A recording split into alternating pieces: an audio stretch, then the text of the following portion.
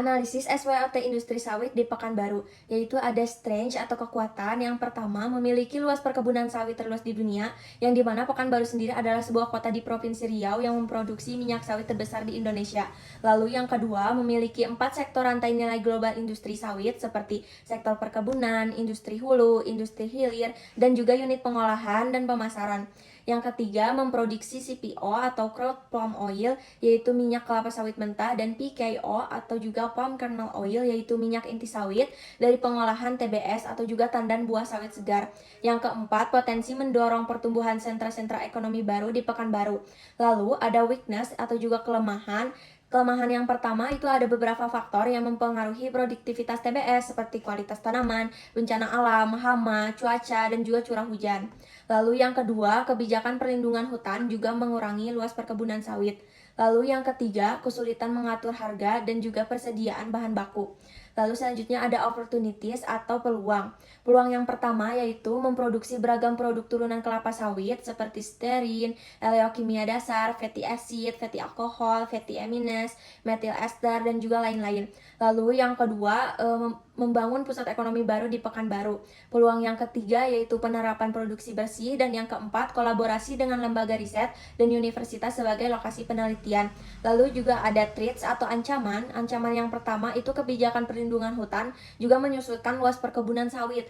Lalu ancaman yang kedua itu ada dari tantangan harga dan juga bahan baku. Lalu ancaman yang ketiga ada dari ancaman alam, hama, dan juga kondisi cuaca yang tidak stabil. Lalu ancaman yang keempat adanya kurangnya investasi teknologi infrastruktur. Selanjutnya saya akan menjelaskan tentang GTM strategi. Jadi di GTM strategi ini yang pertama itu ada market. Nah, jadi kita tuh harus jelas tentang pasar kita tuh apa. Di sini tuh yaitu tentang industri sawit di Pekanbaru yang akan menjual minyak sawit mentah atau CPO dan minyak inti kelapa sawit atau PKO kepada berbagai pasar baik lokal, nasional maupun internasional. Lalu yang kedua ini yaitu ada customer, yaitu kayak siapa sih yang akan menjadi pelanggan kita.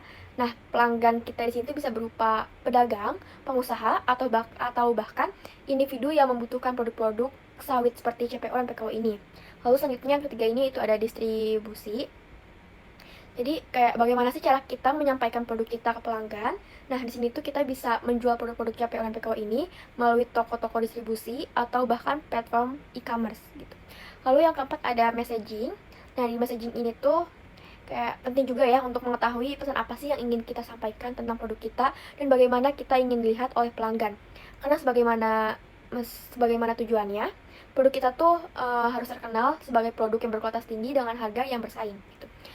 Lalu yang kelima yaitu ada harga, yang tentunya harga juga menjadi faktor penting karena kita perlu menyesuaikan harga produk kita sesuai dengan pasar lokal, nasional maupun internasional gitu.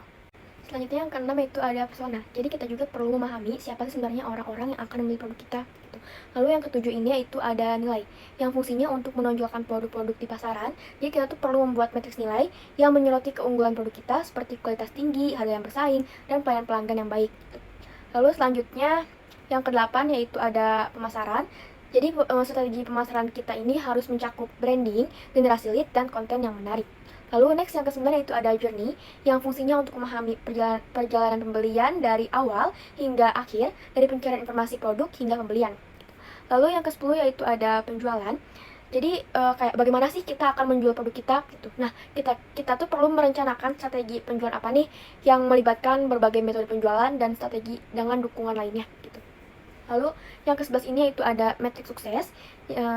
Di metrik sukses ini tentunya kita juga perlu ya menetapkan metrik keberhasilan seperti jumlah pengunjung, konferensi pelanggan, dan pendapatan yang akan dihasilkan. Nah, untuk lebih lanjutnya di metrik sukses ini akan dijelaskan oleh rekan saya. Melanjutkan dan menjelaskan tentang metrik sukses. Yang pertama ada OKR. Untuk objektifnya yaitu tingkatan produktivitas TBS 10% dalam 12 bulan. Untuk key resultnya yaitu pengelola perkebunan, kontrol hama, kondisi cuaca, dan curah hujan. Dan yang kedua di sini ada KPI. Yang pertama pendapatan penjualan CPO dan PKO sama dengan 1 triliun per 12 bulan. Yang kedua produksi untuk turunan sama dengan 500 ton per 12 bulan.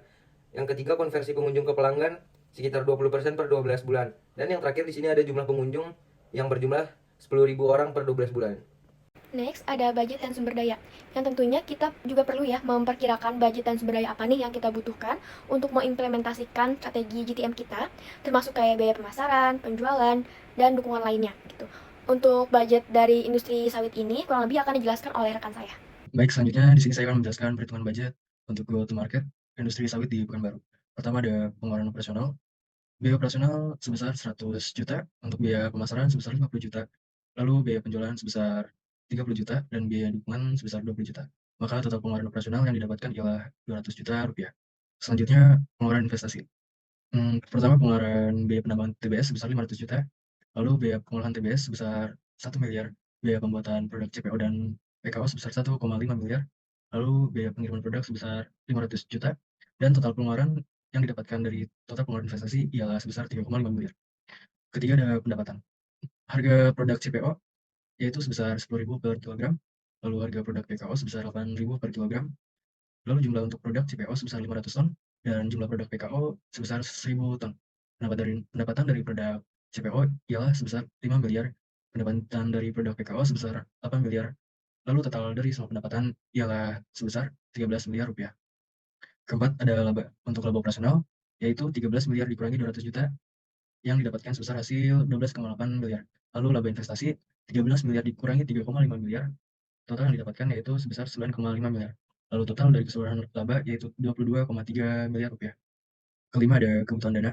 Pertama biaya investasi awal sebesar 3,5 miliar. Kedua biaya operasional sebesar 200 juta. Ketiga biaya investasi sebesar 3,5 miliar. Total kebutuhan dana yaitu 3,7 miliar rupiah. Lalu selanjutnya laba bersih yang didapatkan yaitu 22,3 miliar dikurangi 3,7 miliar, yaitu yang dihasilkan total penghasilan dari laba bersih ialah 18,6 miliar rupiah. ROI sebesar 18,6 miliar dibagi 3,7 miliar, maka hasilnya ialah 5,5%.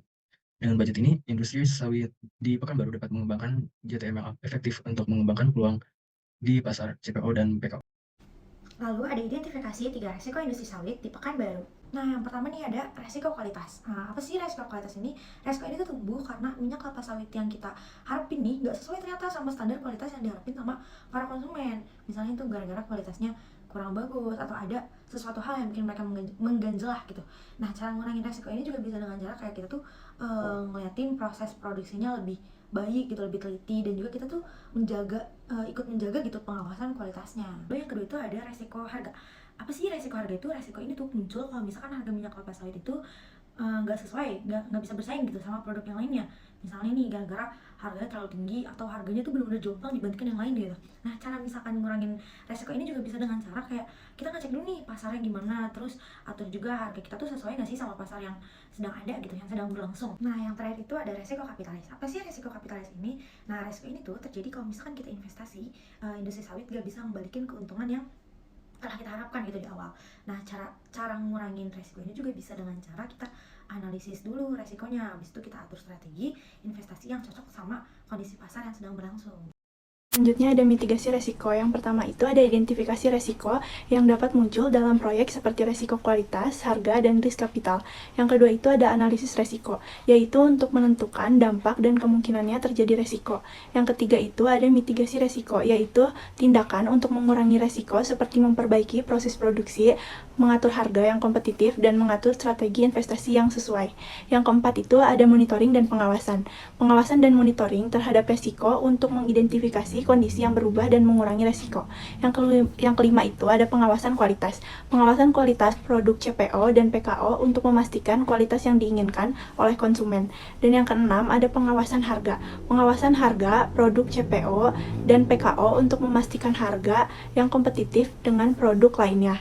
Dan yang ketujuh itu ada pengawasan investasi. Pengawasan investasi untuk memastikan ROI yang diinginkan. Yang kedelapan ada pengawasan strategi. Pengawasan strategi investasi untuk memastikan strategi yang sesuai dengan kondisi pasar.